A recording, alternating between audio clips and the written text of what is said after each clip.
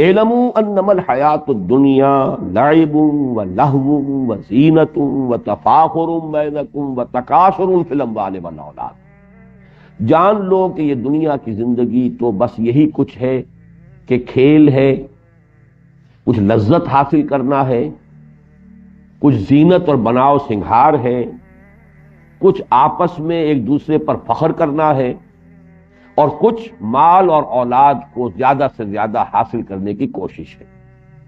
یہ گویا کہ 5 جو ہے الفاظ آئے ہیں، ان 5 کو ایک طرح سے رکھ کر بھی مضمون جو ہے بیان کیا جا سکتا ہے، لیکن اس کی جو اصل عظمت ہے وہ اس میں سمجھیے کہ یہ اصل میں حیات انسانی کے 5 ادوار ہیں جو اسی ترتیب کے ساتھ ہیں۔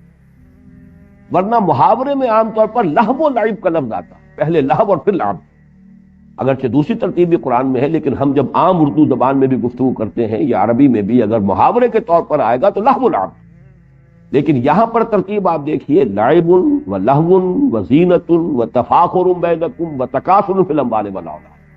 انسانی زندگی کے یہ 5 ادوار ہیں۔ پہلا دور وہ ہے جب کہ زندگی صرف کھیل سے عبارت، کوئی فکر نہیں، کوئی تشویش نہیں، کوئی اندیشہ نہیں، اپنے کھانے پینے کی فکر نہیں، وہ والدین کے ذمے ہے، بھوک لگے گی ماں کھلائے گی پلائے گی۔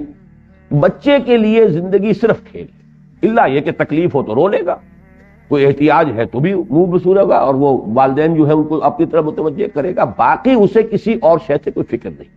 اور یہ کھیل ابھی خالص معصومانہ کھیل ہوتا ہے، اس میں کوئی وہ جس کو سینشول گریٹیفیکیشن کہا جاتا ہے، کوئی تلذذ نہیں ہوتا، کھیل ہے، معصومانہ کھیل۔ زندگی جو ہے اس وقت عمر کے اس دور میں سوائے اس سے کوئی اور شے جو ہے ان کے ذہن میں نہیں، ان کی سوچ کا، ان کے سارے فکر کا جو مرکز ہے وہ کھیل۔ اعلموا انما الحیات الدنیا لعب۔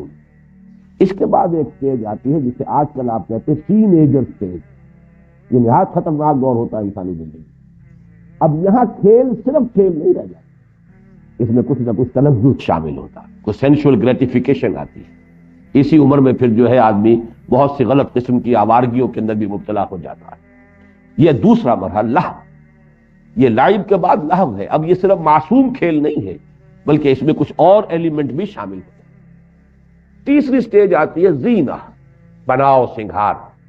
یہ جب بھی کوئی 18 19 20 برس کا کوئی سجیلا جوان ہوگا یا اسی طریقے سے خاص طور پر لڑکیاں ہوں گی، ان کے لیے جو ہے سب سے زیادہ جو چیز ان کے ذہن پر سوار ہوتی ہے یہ کہ بالکل جو بھی فیشن کے مطابق لباس ہونا چاہیے، فیشن کے مطابق جو ہے وضع قطع ہونی چاہیے۔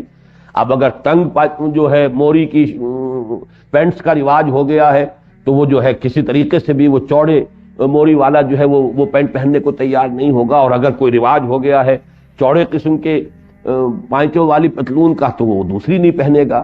اس میں بناؤ سنگھار زینت، یہی گویا کہ ان کی سوچ، ان کے فکر، ان کی ساری جو احساسات ہیں، ان کی ساری نفسیات کے اندر سب سے نمایاں شے یہ ہو جاتا ہے۔ چوتھا دور آتا ہے وہ تفاخر بین، اب یہ دور ہے اصل میں کہ جس کو آپ کہیں گے کہ 25 تقریباً عمر سے لے کر اور 35 40 کی عمر تک، اس میں اصل شے ہوتی تفاخر۔ اب یہ ہے کہ انسان جو ہے فخر میں ایک دوسرے میں آگے نکل جائے۔ فخر مختلف چیزوں پر ہوگا، وہ فخر علم پر بھی ہو سکتا ہے، وہ فخر اپنے زہد اور عبادت گزاری پر بھی ہو سکتا ہے، وہ فخر دولت پر ہو سکتا ہے، مال پر ہو سکتا ہے۔ جیسے کہ آپ کو معلوم ہے پٹھانوں کے ہاں یہ بات مشہور ہے کہ اب اگر جو بھی ان کا مد مقابل ہے اس کے گھر پہ اگر کار آ گئی ہے نئے ماڈل کی، تو اب پٹھان چاہے اپنی زمین گروی رکھے چاہے کچھ کرے، بہرحال اسی ماڈل کی یا اس سے بھی بہتر کار، اس سے بڑے سائز کی کار جب تک اس کے دروازے پر نہیں آئے گی اسے چین نہیں آئے گی۔ یہ ایک دور ہوتا ہے تفاخر بین، اپنی نسل پر ہے، عصبیت پر ہے، اپنی قبائلی جو برتری ہے اس کا احساس ہو رہا ہے، یہ ہے تفاخر بین۔ 40 برس کے بعد جب عمر ڈھلنی شروع ہوتی ہے، تکاثر فی الاموال والاولاد، اب انسان کو کثرت کی فکر ہو جائے، زیادہ سے زیادہ مال جمع ہو جائے۔ بلکہ میں یہ الفاظ استعمال کرتا رہا ہوں کہ تفاخر کے دور میں آدمی مونچھ اونچی رکھتا ہے، کچھ بھی ہو جائے مونچھ نیچی نہ ہو، لیکن تکاثر کے دور میں آ کر مونچھ چاہے موڑ دی جائے، پیسہ ملے، پیسہ ہے اصل شے، دولت آنی چاہیے، باقی یہ کہ ذرا مونچھ نیچی کر لی یا کچھ اور ہو گیا کوئی فکر نہیں ہے اس میں۔ پھر یہ آپ کہہ سکتے ہیں بڑا ریئلسٹ ہو جاتا ہے آدمی کہ اب یہ کیا ہم ان چیزوں کے اوپر خام خواہ جو ہے اپنی دولت ضائع کریں۔ پیسہ سنبھالو، دولت سامنے رکھو، اور تکاثر فی الاموال والاولاد، ویسے تو یہ کہ آج بھی کثرت اولاد جو ہے خاص طور پر جن کے جوان بیٹے ہو جائیں اس پہ اس کو یقیناً جو ہے بہت ایک تقویت حاصل ہوتی ہے۔ قبائلی زندگی میں تو اصل میں انسان کی ذاتی عزت اور وجاہت تھی ہی اس بنیاد۔ آج بھی آپ کی دیہاتی زندگی میں مجھے ایک لطیفہ یاد آتا ہے، میرے کلاس فیلو تھے ڈاکٹر سلیم صاحب، پھر جو ایک حادثے میں، بلکہ حادثے میں کیا قتل کر دیے گئے ایک ڈاکے میں، انہوں نے میرے ساتھ MBBS کیا تھا۔ وہ مثال دیا کرتے تھے کہ ایک شخص ان کے گاؤں میں تھا، یہیں فیصل آباد کے قریب کا گاؤں تھا، باجوہ فیملی سے متعلق تھے وہ، کہ اس کے 11 بیٹے تھے، 11 کے 11 اعلیٰ تعلیم یافتہ ہو گئے۔ اب وہ کوئی کہیں پر DC لگا ہوا ہے، کوئی کہیں پر جو ہے اس طریقے سے ہے، گاؤں میں کوئی اس کے پاس، وہاں پر مقابلہ ہوتا تھا جو بھی وہاں پہ لوگ ہیں۔ اب اس میں اس بیچارے کے ہاتھ دست و بازو نہیں ہے موجود کہ جو اس کی طرف سے لڑ سکیں، مدافعت کر سکیں، تو کہا کرتا تھا کوئی میرے 11 پڑھے ہوئے لے لے، مجھے ایک ان پڑھ دے دے۔ وہ اس لیے کہ یہاں تو اصل میں جس کی لاٹھی ہے، جس کے پاس طاقت ہے، اس کی عزت ہے، گاؤں میں تو سر اٹھا کر وہ چل سکتا ہے، اور یہ میرے پڑھے لکھے جو ہیں چلے گئے سب کے سب، یہاں میرے لیے تو وہ عزت اور کسی وجاہت کی بنیاد موجود نہیں۔ تو اس حوالے سے جانیے، اور خاص طور پر کیونکہ قرآن مجید نازل ہو رہا ہے خاص اس قبائلی جو پس منظر ہے، اس میں جو اولین مخاطب لوگ ہیں وہ تو وہی تھے کہ جن کا سارا نظام قبائلی تھا۔ تو تکاثر فی الاموال والاولاد، یہ میں نے اتنی وضاحت اس لیے کی ہے کہ آج کی دنیا میں تو برتھ کنٹرول اور فیملی پلاننگ کا معاملہ ہے، لیکن یہ ہے کہ جو اصل جو فطرت سے قریب تر معاشرہ جو ہوتا تھا، اور اب بھی جو ہوگا، آپ دیہات کے اندر جا کر دیکھیں گے تو وہاں تو اصل میں تکاثر فی الاموال والاولاد، یہ دونوں کو دونوں ساتھ جانے والی چیزیں۔ تو یہ ہے در حقیقت یہ 5 الفاظ کے مابین جو ربط ہے، اور اصل بات جو بتائی جا رہی ہے وہ یہ ہے کہ یہ زندگی تو ان ادوار میں سے ہو کر لامحالہ گزرے گی۔ بچپن بھی آئے گا، پھر جوانی بھی آئے گی، نوجوانی کا دور آئے گا، پھر بڑی قوت والی زندگی کا دور آئے گا، پھر ادھیڑ عمر کا بھی مرحلے کو انسان آئے گا، اور پھر بڑھاپا بھی آئے گا۔ ان میں سے کسی کو بھی آپ روک نہیں سکتے، یہ تو گویا کہ وقت کی رفتار ہے کہ جس کا روکنا ممکن نہیں ہے۔ البتہ آخرت سے اب تقابل کیا گیا، وفی الآخرۃ عذاب شدید ومغفرۃ من اللہ ورضوان۔ یہ ہے آخرت کی زندگی جو ہے، اس میں ابدی طور پر 2 حصے ہو جائیں گے نوع انسانی کے، یا تو یہ کہ اللہ تعالیٰ کی طرف سے رضوان ہے اور مغفرت ہے، اور یا عذاب شدید ہے۔ در حقیقت یہاں پر وہی معاملہ جو ہے وَمَا الْحَيَاةُ الدُّنْيَا إِلَّا مَتَاعُ الْغُرُورِ، اس کو ایمفیسائز کرنے کے لیے کہ یہ دنیا کی زندگی اگر اس نے تمہیں اپنے اندر گم کر دیا، جیسے کہ اقبال نے کہا ہے کہ کافر کی یہ پہچان کے آفاق میں گم ہے، اور مومن کی یہ پہچان کے گم اس میں ہے آفاق۔ رہو یہاں، بازار سے گزرا ہوں، خریدار نہیں ہوں، جان لو کن فی الدنیا کانک غریب وعابر سبیل، یہ بات سامنے رہے کہ تمہارا گھر نہیں ہے، یہ منزل نہیں ہے، یہاں ہمیشہ نہیں رہنا ہے، تم راہ چلتے مسافر ہو۔ مالی ولی دنیا، جیسا کہ حضور نے فرمایا مجھے تمہاری اس دنیا سے کیا سروکار، انما مثلی کا مسافر استظل تحت راکب استظل تحت شجرۃ ثم راح فترکها، میری مثال اس دنیا کے ساتھ ایسی ہے جیسے کوئی سوار جو ہے، گھڑ سوار یا اونٹنی پر سوار، وہ تھوڑی دیر کے لیے کسی درخت کے سائے میں آرام کے لیے رکتا ہے، وہ درخت اس کا گھر نہیں ہے، اس کا وطن نہیں ہے، اس کی منزل نہیں ہے، پھر وہ جاتا ہے اپنا راستہ لیتا ہے، بس اتنی سی دیر کے لیے قیام گاہ سمجھو اس دنیا کو، اس سے زیادہ۔ مالی ولی دنیا انما مثلی کراکب استظل تحت شجرۃ ثم راح فترک، تو یہ ہے اصل میں دنیا کا معاملہ، کن فی الدنیا کانک غریب وعابر سبیل۔ اب دیکھیے تشبیہ جو دی گئی ہے، لیکن تشبیہ سے پہلے یہ نقطہ نوٹ کر لیجئے کہ یہ جو 5ویں چیز جو بیان کی گئی ہے یہاں، تکاثر فی الاموال والاولاد، اس کی تکمیل آپ کیجئے سورہ تکاثر سے، الہاکم التکاثر حتی زرتم المقابر۔ یہ تکاثر ختم نہیں ہوتا یہاں تک کہ انسان قبر تک جا پہنچے۔ یہ وہ بڑی عظیم حقیقت ہے کہ انسان کے پاس چاہے دولت کے انبار ہو، اتنی بھی دولت ہو کہ کئی نسلوں کے بارے میں اطمینان ہو، آگے کئی پشتیں کھا سکتی ہیں آرام سے بیٹھ کر، لیکن بہتات جو دولت کی بہتات کی طلب ہے وہ ختم نہیں ہوتی۔ صاف نظر آ رہا ہے کہ ایک شخص جو ہے قبر میں پاؤں ڈالے ہوئے، قبر میں ان جو ہے پاؤں لٹکائے ہوئے بیٹھا ہے، لیکن دولت کی بہتات، وہ جو حرص ہے اس کی، الہاکم التکاثر حتی زرتم المقابر، وہی ہے یہ تکاثر در حقیقت۔ اعلموا انما الحیات الدنیا لعب، لعب اگرچہ کہا گیا کھیل، مراد کیا ہے؟ وہ بچپن کی زندگی کا دور، ولہو اس کے بعد وہ نوجوانی کا دور، وزینت جوانی کا دور، وتفاخر بینکم، وہ جوانی اپنی پوری شدت کو، شباب اپنی پوری طاقت کو آ رہا ہے۔ اس کے بعد ڈھلوان شروع ہوئی، وتکاثر فی الاموال والاولاد۔ اب تمثیل پر غور کیجئے، کمثل غیث اعجب الکفار نباتہ ثم یہیج فتراہ مصفرا ثم یکون حطاما۔ یہ وہی سائیکل، انسانی زندگی کا یہ سائیکل ہے۔ بچپن ہے، پھر اس کے بعد نوجوانی ہے، جوانی ہے، پوری طاقت کو پہنچنا ہے، شدت کو پہنچنا ہے، حتی اذا بلغ اشدہ، اور پھر اس کے بعد بڑھاپا ہے، ادھیڑ عمر ہے، بڑھاپا ہے۔ اسی طریقے سے یہ ایک نباتاتی سائیکل چل رہا ہے۔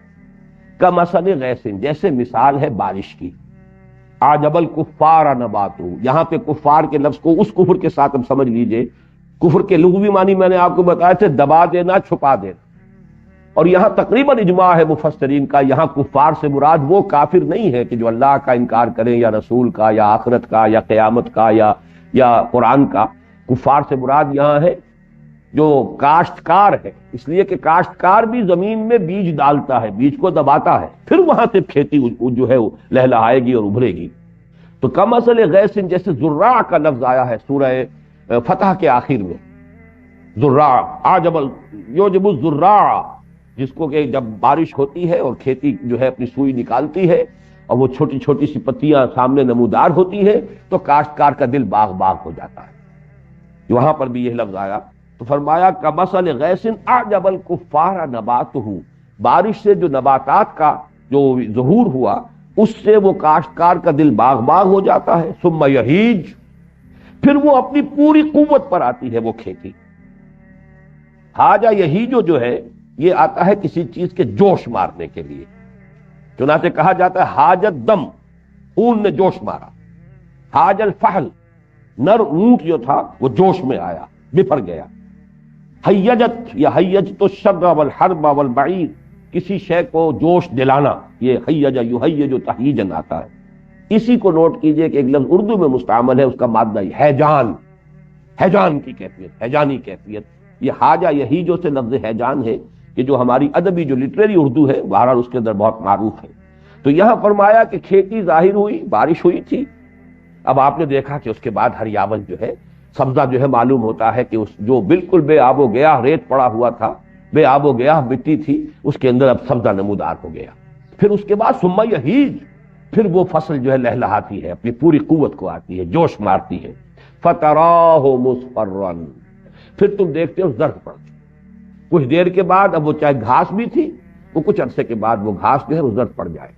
کھیتی بھی جب پختگی کو آتی ہے، اب جیسے کہ گیہوں کی فصل ہے، شروع میں تو وہ بڑا ہریالی کا منظر نظر آئے گا، لیکن جب فصل پکنے پہ آئے گی ثم تراہ فتراہ مصفرا، تو تم اس کو دیکھتے ہو کہ اب وہ زرد پڑ گئی۔ ثم یکون حطاما، پھر وہ فصل کٹ گئی تب بھی۔ اور اگر صرف چراگاہ کی دنیا میں آپ کو معلوم ہے کہ بہت بڑے بڑے رقبے ہیں چراگاہوں پر مشتمل، کوئی فصل نہیں ہوتی وہاں۔ یہ سارا سینٹرل ایشیا کے جو پلینز ہیں رشیا کے، میں بہت بڑے رقبے جو ہے اس طرح کے ہیں، جو سٹیپس کہلاتی ہیں، کہ جو یہ سطح مرتفع کے جو ڈھلوانے ہوتی ہیں جن پر سب سے زیادہ قوی لوگ پیدا ہوتے ہیں، یہ تمام لوگ جو پہاڑی سطح مرتفع کے علاقوں کے رہنے والے، یہ منگولز بھی وہیں کے تھے۔ پھر اسی طریقے سے یہ مرہٹا جو ہے ہندوستان کے اندر، یہ بھی وہ سطح مرتفع دکن کی جو ہے اس کے لوگ ہیں، کہ ان کے ہاں بس کام یہی ہے کہ وہ ان کے جو بھی جانور ہیں، وہ بارش ہوئی اور وہ سبزہ ہوا اور اس کے اوپر وہ چرتے پھر رہے ہیں، اور باقی یہ کہ وہ اس گھوڑے کے اوپر سوار ہو کر، یہی قبائل تھے کہ جو پھر نکلتے تے تو دنیا میں کوئی ان کا مقابلہ نہیں کر سکتا۔ وہ ٹیلا ہو، وہ چنگیز ہو، کہاں سے چل کر کہاں پہنچا ہے، یہ تمام کے تمام یہ حقائق جو ہیں ہسٹوریکل ایچ جی ویلز نے بڑی خوبصورتی سے بیان کیے۔ بہرحال یہاں پر یہ دیکھیے کہ اس کے بعد کیا ہوتا ہے، وہ سبزہ بھی ہے تو پھر کچھ عرصے کے بعد وہ دھوپ کی وجہ سے وہ جل جائے گا، زرد ہو جائے گا، اور وہ بھربھرا سا ہو کر پھر وہ پاؤں تلے روندا جائے گا، اور کچھ عرصے کے بعد مٹی ہو کر مٹی میں مل جائے گا، پھر اس کا کوئی وجود ہی نہیں ہوگا۔ وہ سبزہ، وہ ہریالی، وہ تر و تازگی وہ ختم ہوئی، پھر معلوم ہوا کہ پھر وہی خاک اڑ رہی ہے، پھر وہی ویرانی ہے، پھر وہی ریگزار کا ایک منظر ہے۔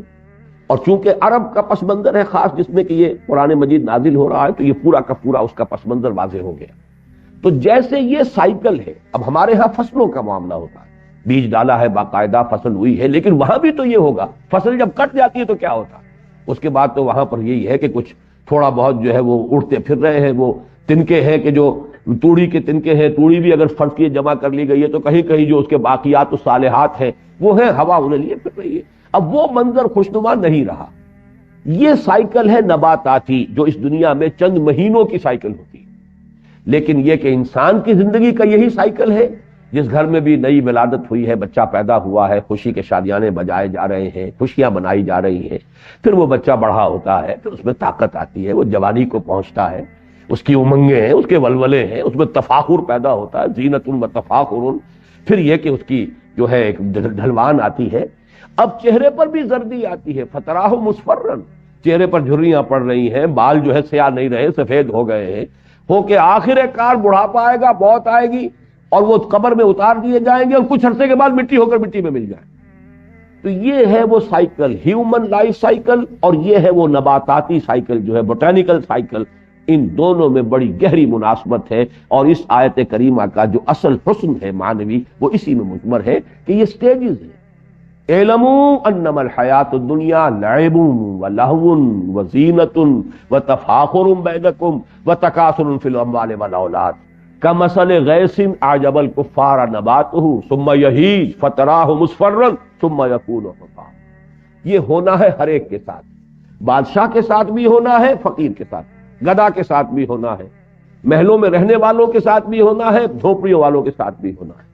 ان کی بھی زندگی بالآخر ختم ہوگی، وہ بھی مٹی ہو کر مٹی میں ملیں گے، ان کی بھی زندگی ختم ہوگی اور یہ بھی مٹی میں ہو کر مٹی مل جائیں گے۔ لیکن وَفِي الْآخِرَةِ عَذَابٌ شَدِيدٌ وَمَغْفِرَةٌ مِّنَ اللَّهِ وَرِضْوَانٌ، وہاں ہے دوام مستقل۔ وہ جو انجام آئے گا آخرت میں یا تو پھر عذاب ہے بہت سخت، وَفِي الْآخِرَةِ عَذَابٌ شَدِيدٌ وَمَغْفِرَةٌ مِّنَ اللَّهِ وَرِضْوَانٌ، اور پھر دوسری شکل ہے اور مغفرت اللہ کی طرف سے اور اللہ کی رضا۔ وَمَا الْحَيَاةُ الدُّنْيَا إِلَّا مَتَاعُ الْغُرُورِ، اور دنیا کی زندگی سوائے دھوکے کے سامان کے کچھ نہیں۔ یہاں البتہ میں یہ چاہتا ہوں کہ یہ حقیقت آپ کے سامنے رہے۔ حدیث نبوی جو ہے حضور نے فرمایا الدنیا مزرعۃ الآخرہ، دنیا اس اعتبار سے تو دھوکے کا سامان ہے اگر یہ آپ کو غافل کر دے۔ آپ اگر آخرت آپ کی منزل مقصود کے طور پر مستحضر رہے تو دنیا کا ایک ایک لمحہ بہت قیمتی، اس لیے کہ اسی سے آخرت بنانی۔ الدنیا مزرعۃ الآخرہ، دنیا آخرت کی کھیتی ہے، یہاں بوؤ گے تو وہاں کاٹو گے، یہاں اگر بویا ہی کچھ نہیں تو کاٹو گے کیا؟ فصل کہاں سے ملے گی؟ اس اعتبار سے زندگی جو ہے وہ بہت قیمتی شے ہے، یہ لائبلٹی نہیں ہے، بہت بڑا ایسٹ ہے۔ اس حوالے سے اگر آخرت سامنے رہے اور مقصود و مطلوب وہ ہو، لیکن اگر اس دنیا نے اس طرح آپ کو غافل کر دیا، اپنے اندر گم کر دیا، پھر وہ اقبال کا شعر سنا رہا ہوں، کافر کی یہ پہچان کہ آفاق میں گم ہے، مومن کی یہ پہچان کہ گم اس میں ہے آفاق، رہتا ہے دنیا میں لیکن دنیا کا باسی ہے نہیں، دنیا کا طالب ہے نہیں، دنیا اس کی جس کو کہا مبلغ علمہم، ان کے علم کا مبلغ جو ہے وہ یہ دنیا نہیں ہے۔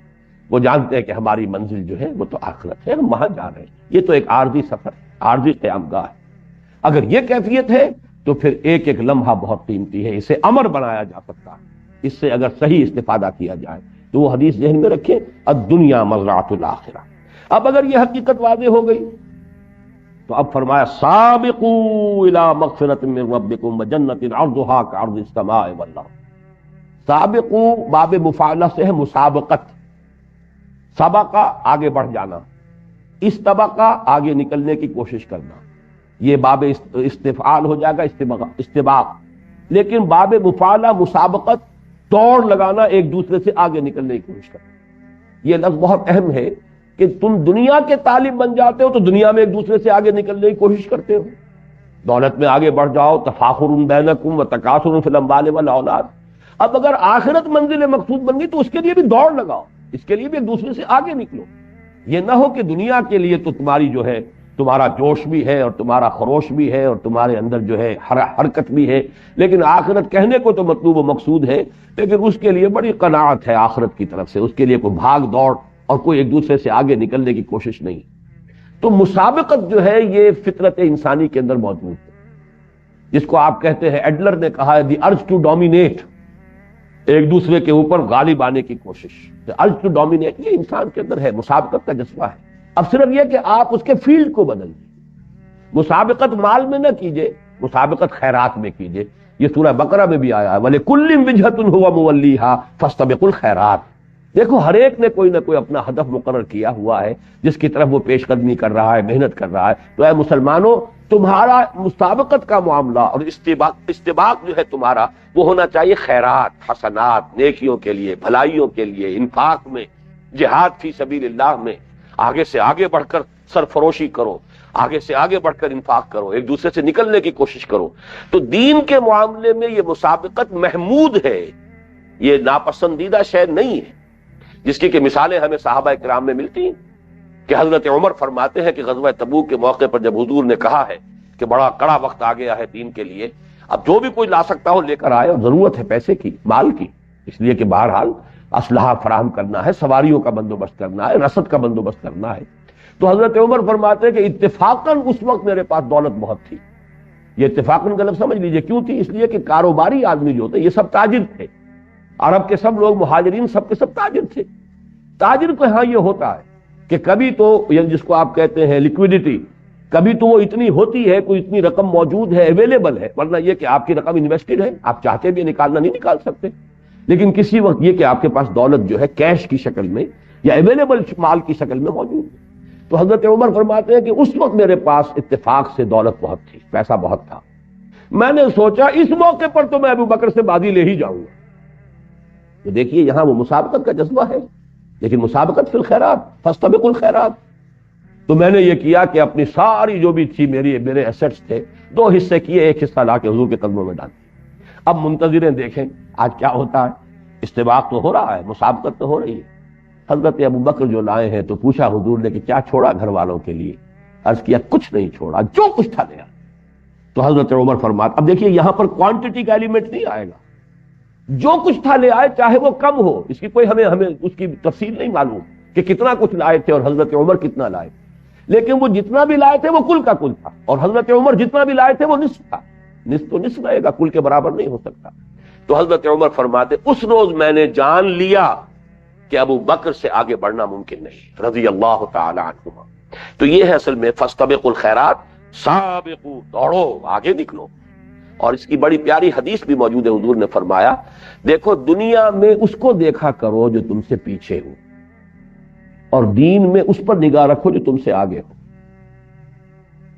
اس لیے کہ جو آگے ہے دین میں اس کو دیکھو گے تمہارے اندر بھی جذبہ ابھرے گا، یہ اگر اتنی کچھ کر رہا ہے میں بھی کر سکتا ہوں، میری ہی طرح کا انسان ہے۔ اور اگر جو پیچھے ہے دین میں اس کو دیکھو گے تو سمجھو گے میں جو کر رہا ہوں بہت کر رہا ہوں، اس لیے کہ اس نے تو یہ بھی نہیں کیا، میں نے تو یہ کچھ تو کر لیا، تو اس سے آپ کی ترقی رک جائے گی۔ دنیا میں اگر آگے والے کو دیکھیں گے تو آپ میں جذبہ ابھرے گا کہ آپ دنیا کمانے کے لیے اور مزید محنت کریں، پیچھے والے کو دیکھیں گے تو قناعت پیدا ہو۔ تو دنیا کے لیے قناعت چاہیے، اب اس کا بھی تو گزارا ہو رہا ہے، اس کے بغیر بھی تو کام چل رہا ہے، آخر وہ بھی اسی دنیا میں رہ رہا ہے، تو کیا ضروری ہے؟ جیسے کہ مرزا عبد القادر بے دل کا شعر ہے، بڑا پیارا شعر ہے کہ ہرس قانے نیست بے دل ورنہ درکار حیات آنچما درکار داریم اکثرس درکار میں۔ یہ تو ہماری ہرس ہے کہ یہ بھی ہو وہ بھی ہو، یہ بھی ضرورت ہے اس کی بھی ضرورت ہے، ورنہ واقعہ یہ ہے کہ ہم جن چیزوں کو سمجھتے ہیں کہ یہ لازمی ہے زندگی گزارنے کے لیے، ان کی اکثریت ایسی چیزیں ہیں کہ جو اکثرش درکار نیست، وہ حقیقت میں درکار نہیں۔ تو دنیا میں اس کو دیکھو جو تم سے پیچھے، تاکہ جو بھی تمہیں حاصل ہے اس پہ قناعت پیدا ہو، شکر ادا کرو اللہ کا، اور دین میں اس کو دیکھو جو تم سے آگے ہے، تاکہ تمہارے اندر بھی آگے بڑھنے کا جذبہ۔ سابقوا الى مغفرۃ من ربکم وجنۃ عرضها كعرض السماء والارض، اس جنت کے حصول کے لیے دوڑ لگاؤ جس کا پھیلاؤ، جس کی پہنائی آسمان اور زمین جتنی ہے۔ چنانچہ ایک دوسرے مقام پر یہ بھی آیا ہے وسارعوا، لفظ سارعوا وہاں آیا، مسارعت، یہ سورہ آل عمران کی آیت نمبر 133 ہے۔ سارعوا الى مغفرۃ من ربکم وجنۃ عرضها السماوات والارض، یہاں جو لفظ عرض آیا ہے ان دونوں آیات میں، وہ ایک تو ہم لفظ عرض استعمال کرتے ہیں طول کے مقابلے، طول اور ہے، عرض کم ہوتا ہے، طول زیادہ ہوتا ہے، لیکن عربی زبان میں جو عرض کا لفظ آتا ہے وہ کسی شے کی وسعت کے لیے، مجرد وسعت کو ظاہر کرنے کے لیے۔ قرآن مجید میں کس مقام پر ہے یہ تو میرے ذہن میں نہیں ہے، ذو دعائن عریض، یعنی جب انسان کو کوئی تکلیف آتی ہے تو بڑی لمبی چوڑی دعائیں مانگنی شروع کر دیتا ہے، وہاں پہ کوئی طول کا لفظ علیحدہ نہیں آیا ہے، لمبی چوڑی دعائیں، ذو دعائن عریض، بڑی لمبی لمبی چوڑی چوڑی دعائیں مانگتا ہے انسان، اور جب ہماری طرف سے نعمت مل جاتی ہے تو ہمیں بھول جاتا ہے۔ یہ یاد ہی نہیں رہتا کہ کبھی وہ ہمیں پکارتا بھی تھا، کبھی ہم سے دعائیں بھی کرتا تھا۔ احتیاج میں آدمی ہوتا ہے اللہ کو پکارتا ہے۔ تو یہاں عرض سے مراد ہے کہ جنت کا تم تصور کر ہی نہیں سکتے۔ اور میں نے بالکل شروع میں اس سورہ مبارکہ کے درس کے دن میں عرض کیا تھا کہ چونکہ قرآن مجید سائنس کی اصطلاحات، فلسفے کی اصطلاحات استعمال نہیں کرتا، بس کسی شے کو کل جو ہمارا تصور ہے کائنات کا، آسمان اور زمین، بس یہ الفاظ ہیں۔ عام انسان جو ہے اس کے حوالے سے، تو اسی لیے جنت کتنی بڑی ہوگی تم کیا تصور کر سکتے ہو؟ تمہارا تو اپنا ذہن بہت ہی مختصر ہے۔ آج کا انسان بھی ابھی کچھ اسے پتہ نہیں دنیا کتنی لمبی چوڑی ہے، یہ کائنات کہیں کہاں سے شروع ہوتی ہے کہاں ختم ہو رہی ہے، کچھ پتہ نہیں۔ جتنی ٹیلیسکوپ بڑی ہوتی چلی جا رہی اتنی کائنات بھی پھیلتی چلی جا رہی۔ بہرحال کہیں کسی ٹیلیسکوپ نے آج تک یہ نہیں بتایا کہ اس جگہ پر کائنات ختم ہوتی ہے، وہاں تک ہماری جو ہے رسائی ہو گئی ہے نگاہ کی۔ تو اس اعتبار سے قرآن مجید وہ الفاظ استعمال کرتا ہے جسے عام دیہاتی، جسے عام بندو جو تھا عرب کا وہ بھی سمجھ لے۔ ارضھا کارض السماء والارض، اس جنت کی وسعت اور اس کی پہنائی تم کیا سمجھو گے؟ بس یوں سمجھو آسمانوں اور زمین جتنی، یا آسمان اور زمین جتنی۔ لیکن فرمایا اعدت للذین آمنوا باللہ ورسلہ۔ اعداد کہتے ہیں کسی چیز کو اہتمام کے ساتھ تیار کرنا۔ یہ جنت فراہم کی گئی ہے، تیار کی گئی ہے، سنواری گئی ہے پوری طریقے سے، اس کو بنایا گیا ہے کس کے لیے؟ للذین آمنوا باللہ ورسلہ، جو ایمان لائے اللہ پر اور اس کے رسولوں پر۔ اب یہ نوٹ کر لیجئے کہ اس آیت میں بھی اور 19ویں آیت میں بھی آگے کسی شے کا اضافہ نہیں کیا۔ جیسے کہ وہاں ہم نے دیکھا تھا 19ویں آیت میں کہ جس میں کہ وہ سلوک قرآنی جو ہے وہ اپنے آخری کلائمیکس کو پہنچا ہے، والذین آمنوا باللہ ورسلہ اولئک هم الصدیقون۔ اب نہ وہاں انفاق کا تذکرہ ہے، نہ وہاں پر قتال کا تذکرہ ہے، نہ اعمال صالحہ کا تذکرہ ہے، لیکن مراد کیا ہے؟ جب ایمان حقیقی معنی میں ہوگا، واقعتاً ایمان ہوگا، حقیقی ایمان ہوگا، تو یہ گویا کہ از خود مندرج ہے وہاں پر، یہ انڈرسٹوڈ ہے۔ اس ایمان کے ساتھ انفاق بھی ہوگا، اس ایمان کے ساتھ قتال بھی ہوگا، اس ایمان کے ساتھ جہاد بھی ہوگا، اس ایمان کے ساتھ اعمال صالحہ بھی ہوں گے، اس ایمان کے ساتھ نماز، روزہ، حج اور زکوٰۃ بھی ہوں گے، یہ سب کچھ ہوگا۔ لہذا جہاں پر بھی ایمان اب آ رہا ہے، یہ نہ سمجھیے کہ مجرد ایمان کی بات ہو رہی ہے۔ اعدت للذین آمنوا باللہ ورسلہ، یہ تیار کی گئی ہے جنت، اس کو آراستہ پیراستہ کیا گیا ہے ان لوگوں کے لیے جو اللہ پر اور اس کے رسولوں پر حقیقتاً ایمان رکھنے والے ہیں۔ ذالک فضل اللہ یؤتیہ من یشاء، اور یہ اللہ تعالیٰ کا فضل ہے، جس کو چاہے گا دے گا۔ یہاں بھی میں چاہتا ہوں نوٹ کر لیں، فضل کہتے ہیں اللہ کی طرف سے بغیر استحقاق کی دی جانے والی۔ اجرت اور اجر یہ ایک ہی لفظ ہے، اجر بدلہ، ثواب، اجرت جو کسی محنت اور مزدوری کا نتیجہ ہے۔ قرآن مجید میں اس کے برعکس لفظ آتا ہے فضل۔ فضل وہ ہے جو بغیر استحقاق دی جائے۔ تو یہ جان لیجئے کہ قرآن کا بھی تصور یہ ہے کہ جہاں بھی جنت کا تذکرہ آتا ہے فضل ہے اللہ، یعنی یہ کہ کوئی انسان مجرد اپنے عمل کے ذریعے سے جنت کا مستحق نہیں بن سکتا جب تک کہ فضل خداوندی اس کی دستگیری نہ کرے۔ چنانچہ یہ حدیث بھی ہے اور متفق علیہ حدیث ہے، صحیح بخاری صحیح مسلم دونوں میں حضرت ابو ہریرہ رضی اللہ تعالی عنہ سے یہ روایت ہے، عن ابی ہریرہ رضی اللہ عنہ قال قال رسول اللہ صلی اللہ علیہ وسلم لن يدخل احدا منکم عمله الجنہ، اور یہ حضور فرما رہے ہیں صحابہ سے، تم میں سے کسی کا عمل اسے جنت میں داخل نہیں کر سکے گا۔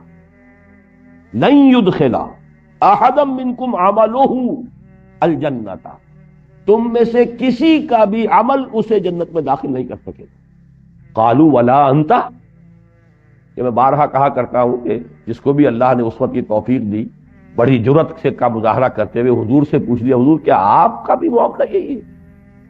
کیا آپ بھی جنت میں محض اپنے عمل سے کی بنا پر داخل نہیں ہوں گے؟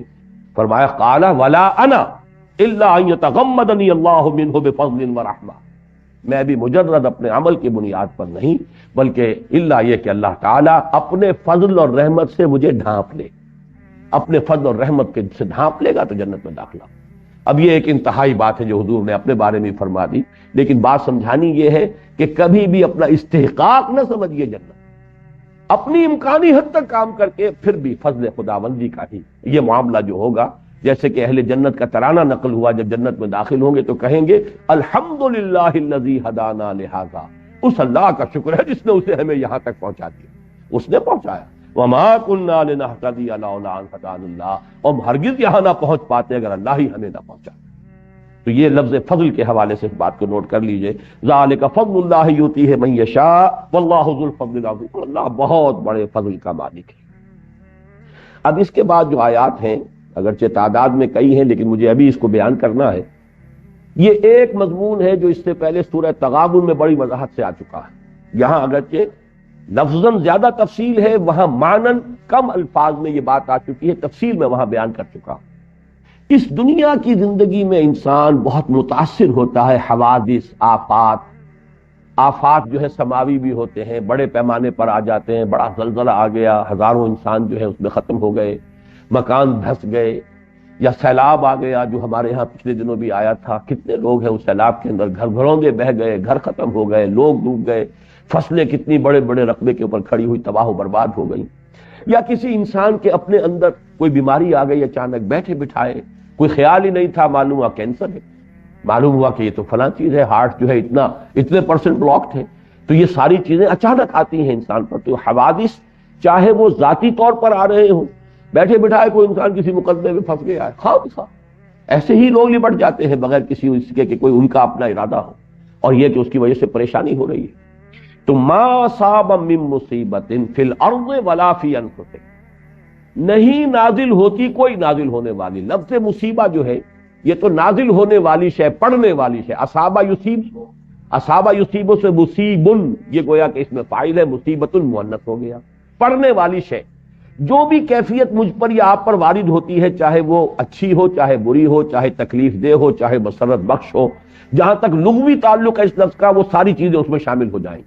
تمام حوادث، تمام واقعات، جو بھی ہم پر کیفیات وارد ہوتی ہیں، وہ سب کے سب اس میں آ جائیں گے۔ لیکن عام طور پر یہ لفظ جو ہے استعمال ہوتا ہے تکلیف دہ چیزوں کے لیے، ناگوار چیزوں کے لیے، ناپسندیدہ چیزوں کے لیے۔ ما اصاب من مصیبت فی الارض ولا فی انفسکم، یہاں تفصیل کر دی گئی۔ مصیبتیں دو قسم کی ہیں، یا تو زمین میں نازل ہوئی، بڑے پیمانے پر ہوئی، سماوی یا آفاقی کوئی مصیبت آئی ہے، ولا فی انفسکم، نہ تمہاری اپنی جانوں میں کوئی تکلیف ہے، بیماری ہے، کوئی اور عارضہ ہے، کوئی حادثہ ہو گیا ہے، اس میں آدمی کا کوئی عضو جو ہے وہ کٹ گیا ہے، کوئی اور مسئلہ ہوا ہے۔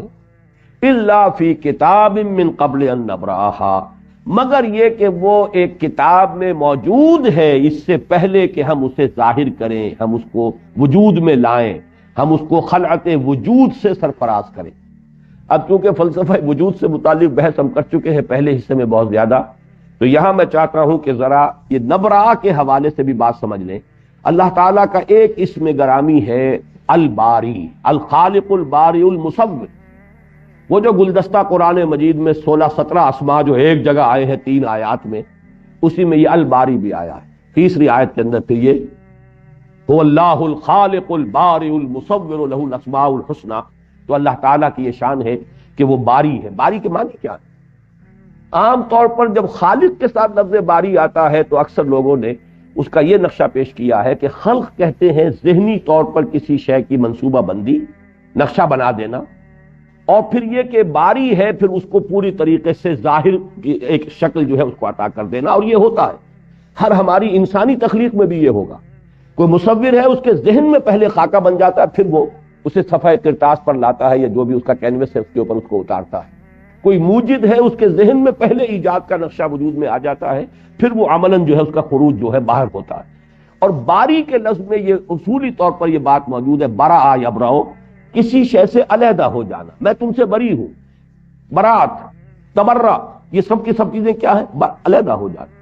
تو در حقیقت اللہ تعالیٰ کی تخلیق کے بارے میں بھی فلاسفہ نے اس کے یہ 2 مراحل بیان کیے ہیں کہ ایک ہے کسی شے کا وجود علمی جو اللہ کے اپنے علم میں تھا، شے ہمیشہ سے تھی، وہ اللہ کے علم میں تھی، اس کا خارجی وجود نہیں تھا، اب وہ وجود میں آئی ہے خارجی طور پر، تو یہ ہے برا یبرؤ، اور اس کے حوالے سے اللہ تعالیٰ باری ہے۔ جو بھی حوادث اس کائنات میں آنے والے ہیں علم خداوندی میں تو پہلے سے موجود ہیں، وہ عالم ما کان وما یکون ہے، جو ہونے والا ہے جو ہوا ہے سب اس کے علم میں ہے۔ تو اس کا گویا کہ جہاں تک وجود علمی کا تعلق ہے وہ تو ہر شے ہمیشہ سے ہے، اللہ کی ذات کے ساتھ اس کا علم، جیسے اللہ کی ذات قدیم ہے ایسے ہی اس کی صفات قدیم ہے، تو اس کا علم بھی قدیم ہے۔ ہر شے کا ایک وجود علمی جو ہے وہ اللہ کی ذات کے ساتھ پہلے سے قائم تھا، اس کو کہا گیا الا فی کتاب۔ کتاب سے مراد ہے اللہ تعالیٰ کا علم۔ تو اللہ کے علم میں وہ شے پہلے سے موجود تھی. پھر من قبل ان نبرآہا، اب گویا کہ یہ وہاں سے ظاہر ہو رہی ہے. اس کو اگر ذرا اس پر بہت زیادہ قیاس تو نہ کیجیے گا. علامہ اقبال کا ایک بہت اونچا شعر ہے، وہ میں آپ کو سنا رہا ہوں. بضمیرت آرمیدم تو بجوش خود نمائی، بکنارہ برفگندی در آبدار خود را. اے اللہ، میں تو تیرے اندر، تیرے وجود کے اندر بڑے آرام سے تھا. کیا مانی؟ میں علامہ اقبال جو 1877 میں پیدا ہوئے، یا اس سے 9 مہینے پہلے وہ والدہ محترمہ کے رحم کے اندر ان کا جو بھی استقرار حمل ہوا، اس سے لاکھوں کروڑوں برس پہلے بھی تو ان کا وجود اللہ کے علم میں تو تھا نا. کیا اللہ کو معلوم نہیں تھا؟ تو وجود جو ہے اس اعتبار سے وجود علمی جو ہے میرا، بضمیرت آرمیدم، میں تیرے وجود کے اندر، تیرے علم میں بڑے آرام میں تھا. مجھے تو کوئی چنتا نہیں، کوئی تشویش نہیں، کوئی فکر نہیں. بضمیرت آرمیدم تو بجوش خود نمائی، بکنارہ برفگندی در آبدار خدرا. یہ جو تمثیل لائے ہیں کہ جیسے سیپی ہوتی ہے، سیپ، اس کے اندر موتی پروان چڑھ رہا ہے. جب موتی بن جاتا ہے تو سیپ خود کھلتی ہے اور موتی کو باہر پھینک دیتی ہے. گویا کہ اس کے وجود میں جو ایک قیمتی شے پروان چڑھ رہی تھی، اب وہ اس کا ضرور چاہتی ہے نا. وہ اگر سیپی کے اندر ہی وہ موتی گم رہے تو ظاہر بات ہے اس کا حسن کس نے دیکھا؟ جنگل میں مور ناچا کس نے دیکھا؟ اس سیپی کے اندر اعلیٰ سے اعلیٰ، قیمتی سے قیمتی موتی جو ہے وہ پڑا ہوا ہے تو کس نے دیکھا؟ کون اس کے حسن کی تعریف کرے گا؟ تو سیپی خود کھلتی ہے اور کھل کر اور اس میں سے وہ موتی باہر نکلتا ہے، جسے پھر ہمارے غواص جو ہیں وہ جا کر سمندر کی تہہ سے نکال کے لاتے ہیں. تو تو نے خود سیپی کی طرح مجھے اپنے وجود سے باہر، یعنی میرا وجود مادی جو ہے، جو اس وقت میں شیخ محمد اقبال، علامہ ڈاکٹر شیخ محمد اقبال ول شیخ نور محمد کے نام سے جو میں اس دنیا میں اس وقت ہوں، تو یہ تو اصل میں تو نے اپنی خلاقی کے ظہور کے لیے اس کائنات کو پیدا کیا. جیسے کہ وہ حدیث ہے کہ کنت کنزا مخفیا فاحببت ان اعرف فخلقت الخلق. تو اس طریقے سے اس پورے فلسفے کو سمجھ لیجئے. لفظ برا کے حوالے سے یہ پوری حقیقت واضح ہو جائے گی. بدقسمتی سے ان چیزوں پر غور کا حق ادا نہیں کیا گیا. تو من قبل ان نبراہا، اس سے پہلے کہ ہم اسے ظاہر کریں، اسے وجود بخشیں، یہ تمام چیزیں ہمارے علم قدیم میں موجود تھیں. ان ذالک علی اللہ یسیر، یہ تمہیں تو بڑی مشکل بات معلوم ہوگی کہ ساری چیزیں ہی کسی کے علم میں ہوں، لیکن تم اللہ کی صفت، جیسے اللہ کے وجود اور ذات کو نہیں سمجھ سکتے، اس کی صفات کو بھی نہیں جان سکتے. واقعہ یہ ہے، جیسا کہ میں شروع میں عرض کر چکا ہوں، صفات کی کیفیت اور کمیت دونوں ہمارے احاطہ ذہنی سے خارج. ان ذالک علی اللہ یسیر، یہ اللہ کی بات ہو رہی ہے، تمہاری بات نہیں ہو رہی. یہ اللہ پر بہت آسان ہے. لِكَيْ لَا تَعْصَوْا عَلَىٰ مَا فَاتَكُمْ، نتیجہ یہ ہے جو نکالنا ہے، تاکہ تم افسوس نہ کیا کرو اس پر جو تمہارے ہاتھ سے جاتا ہے. یہ اللہ کی طرف سے حوادث آتے ہیں امتحان کے لیے. تکلیف آ جائے صبر کرو، اللہ کچھ دے دے اس کا شکر ادا کرو. لِكَيْ لَا تَعْصَوْا عَلَىٰ مَا فَاتَكُمْ، یہ نہیں فاتا فوت ہو جانا، یہ تو اردو میں بھی مستعمل ہے. اب فوت ہونا اس معنی میں کوئی موقع تھا ہاتھ سے نکل گیا، کوئی اور شے تھی آپ کے ہاتھ سے جاتی رہی، کو آپ کا عزیز فوت ہو گیا، کوئی بچہ ہے آپ کے سامنے دم توڑ رہا ہے اور آپ بہرحال اس کو کچھ نہیں کہہ سکتے. وَنَحْنُ أَقْرَبُ إِلَيْهِ مِنْكُمْ وَلَٰكِن لَا تُبْصِرُونَ، تمہاری نگاہوں کے سامنے ہم لے جاتے ہیں تمہارے محبوبوں کو اور تم کچھ نہیں کر سکتے، دیکھ رہے ہوتے ہو. تو یہ ہے کہ یہ فوت کوئی ہو جائے تو اس پر بھی افسوس نہ کیا کرو. اللہ کی طرف گئی کہاں ہے وہ شے؟ اسی کائنات میں ہے، حالت تبدیل ہوئی ہے، اللہ نے تمہارے امتحان کے لیے ایک صورت پیدا کر دی ہے. لِكَيْ لَا تَعْصَوْا عَلَىٰ مَا فَاتَكُمْ وَلَا تَفْرَحُوا بِمَا آتَاكُمْ، جو کچھ اللہ دے دے اس پر اترایا نہ کرو، اس لیے کہ یہ بھی امتحان کے لیے ہے، یہ بھی بغرض آزمائش ہے. دولت دی ہے تو حساب بھی تو دینا ہوگا. جس کے پاس دولت زیادہ ہے اس کا حساب بہت بھاری ہو جائے گا. جیسے کہ آج کل انکم ٹیکس کے معاملات ہوتے ہیں، زیادہ دولت مندوں کو زیادہ فکر ہوگی انکم ٹیکس کی. اب جن کا جو ہے گزران جو بھی ہے وہ ہینڈ ٹو ماؤتھ جسے آپ کہتے ہیں، ان سے کیا سروکار ہے کسی انکم ٹیکس انسپیکٹر کو